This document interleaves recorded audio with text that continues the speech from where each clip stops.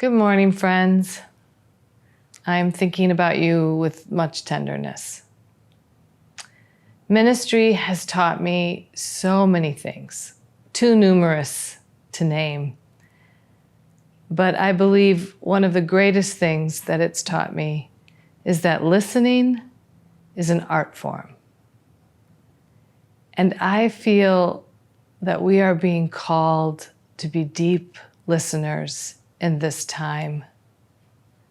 We've all been in places or at tables where one person just speaks too much, fills the space with too many words, where no one else can get a word in edgewise, and it's uncomfortable. Sometimes I think we're called to reflect when we're that person, filling space with too many words, when instead the real teaching comes from listening. There are people who are deeply hurting right now, who need us to be good listeners. Before we jump into any kind of action, we have to understand with empathy and concern the pain of another.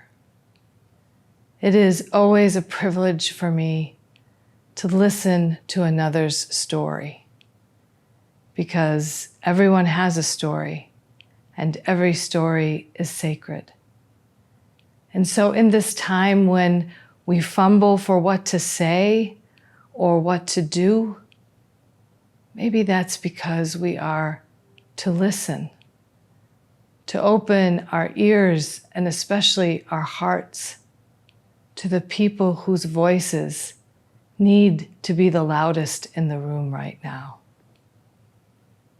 I came upon this poem by Marilyn Nelson that talks about the gift of listening. It's called Generous Listening, and it goes like this.